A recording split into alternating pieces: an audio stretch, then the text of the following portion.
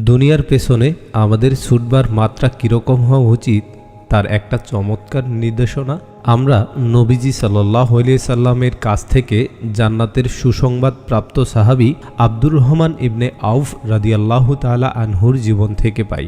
দুনিয়ার পেছনে ছুটতে গিয়ে আমরা যেন আমাদের আখিরাত নষ্ট না করি, তাহলে আমরা দুনিয়া আর আখিরাত দুটোকেই হারাবো।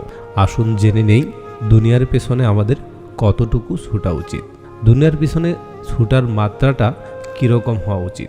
আব্দুর রহমান ইবনে আউফ রাদিয়াল্লাহু তাআলা আনহু ছিলেন মক্কার সফলতম একজন ব্যবসায়ী। আমরা যেমন এখন বিজনেস ম্যাগনেট বলতে জেফ বেজোস, ইলন মাস্ক সহ নানান ব্যক্তিকে চিনি, নবীজির সময়ে তখন আব্দুর রহমান ইবনে আউফ রাদিয়াল্লাহু তাআলা আনহুকে সেভাবে চিনত সবাই। ইসলাম গ্রহণের পর বাধ্য হয়ে অন্য সাহাবীদের সাথে তাকেও নিজের সকল সহায় সম্পদ, সকল ব্যবসাপাতি ছেড়ে মদিনায় হিজরত করতে হয়। মক্কায় যিনি ছিলেন একজন সেরা ব্যবসায়ী, তাকে মদিনার মাটিতে পা রাখতে হলো একান্ত নিঃস্ব অবস্থায়। অবশ্য অবস্থাটাকে তারা খুশি মনে গ্রহণ করে নিয়েছিলেন। মদিনার আনসার সাহাবীরা যখন মুহাজির সাহাবীদের সাথে নিজেদের সহায় সম্পদ ভাগাভাগি করে নিচ্ছিলেন, তখন একজন আনসার সাহাবী এসে আব্দুর রহমান ইবনে আউফ রাদিয়াল্লাহু তাআলা আনহুকে তার সম্পদ হতে কিছু দিতে চাইলেন, যাতে মদিনায় জীবিকা নির্বাহে খুব বেশি অসুবিধা না হয়। তখন আনসার সাহাবীকে আব্দুর রহমান ইবনে আউফ রাদিয়াল্লাহু তাআলা আনহু বলেছিলেন, আল্লাহ তোমার পরিবারে আর সম্পদে অঢেল বারাকা দিন, কিন্তু তোমার সম্পদের আমার কোনো দরকার নেই, তার চেয়ে বরং তুমি আমাকে বাজারটা দেখিয়ে দাও। হিজরতের সময় যে যত সামান্য টাকা সাথে এনেছিলেন তাকে সম্বল করেই আব্দুর রহমান ইবনে আউফ নিজের পায়ে নিজে দাঁড়াতে চাইছিলেন। তিনি একজন অভিজ্ঞ ব্যবসায়ী, সম্পদের সঠিক ব্যবহার করে কিভাবে নিজের আর্থিক অবস্থার পরিবর্তন করা যায় সে ব্যাপারে তার চাইতে ভালো আর কে জানে। তাই তিনি আনসারি সাহাবীর দয়ার আশ্রয়ে না থেকে নিজের একটা কিছু দাঁড় করানোর জন্যে বাজারের সন্ধান চাইলেন। তার কিছুদিন পরেই একদিন খুশি মনে আব্দুর রহমান ইবনে আউফ রাদিয়াল্লাহু তাআলা আনহুর নবীজি সাল্লাল্লাহু আলাইহি সাল্লামের কাছে এলেন। তার শরীরে তখন দামি সুগন্ধির গন্ধ।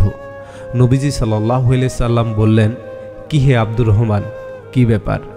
তিনি বললেন, ইয়া রাসূলুল্লাহ, আমি বিবাহ করেছি। বিস্মিত হয়ে নবীজি সাল্লাল্লাহু আলাইহি সাল্লাম বললেন, মাশাআল্লাহ, মোহরানা কি দিয়েছো?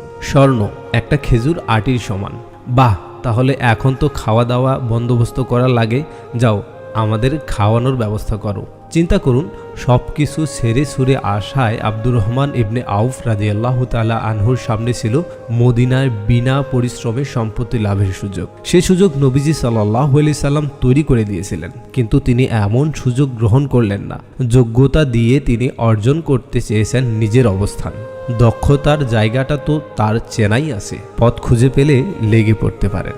বিনা পরিশ্রমের সম্পদ লাভের চাইতে আব্দুর রহমান ইবনে আউফ চেনা পথটার সন্ধানে নেমে গেলেন। বরং অর্পিত সম্পদের প্রস্তাবকে নাকচ করে তিনি জেনে নিলেন বাজারের রাস্তা, যেখানে গিয়ে সাধ্যমতো মালপত্র কিনে তা বিক্রি বাট্টাতে লেগে গেলেন। আর আমরা তো জানি যে লেগে থাকে এবং প্রাণান্তকর চেষ্টা করে, আল্লাহ সুবহানাহু ওয়া তাআলা তাকে সাহায্য করেন। অলস আর অকর্মণ্য লোকের জন্য কখনোই আল্লাহর সাহায্য আসে না। রিক্ত হস্তে আসা একজন সাহাবী ওই সময়ে সম্পূর্ণ নতুন একটা পরিবেশে এসে ব্যবসা বাণিজ্য করে স্বর্ণ দিয়ে মোহরানা পরিশোধ করে বিয়ে করেছে। মদিনার আনসারদের নিকটও তা ভারী আশ্চর্যের ছিল বটে।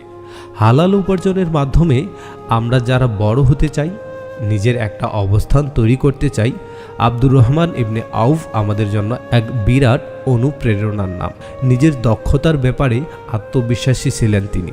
সম্পদের প্রস্তাব নাকচ করে পথের সন্ধান চেয়েছিলেন। আমরাও যদি আমাদের দক্ষতার জায়গাগুলোকে পোক্ত করতে পারি, যদি নিজেদের যোগ্য করে গড়ে তুলতে পারি, জ্ঞানে দক্ষতায় আব্দুর রহমান ইবনে আউফ রাদিয়াল্লাহু তাআলা আনহুর মতো আমরাও নিজেদের পথটাকে খুঁজে নিতে পারবো।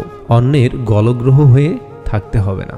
আব্দুর রহমান ইবনে আউফ দুনিয়া অর্জন করেছেন, কিন্তু হারিয়ে ফেলেননি অনন্ত সুখের আখিরাত। কেমন তাকওয়াবান, ঈমান আর আমলদার হলে নবীজি সাল্লাল্লাহু আলাইহি সাল্লাম তাকে দুনিয়াতেই জান্নাত লাভের নিশ্চয়তা প্রদান করেন। ভাবা যায়, দুনিয়াকে খুঁজতে কোনো অসুবিধে নেই, তা যদি আব্দুর রহমান ইবনে আউফ রাদিয়াল্লাহু তাআলা আনহুর মতো হয়।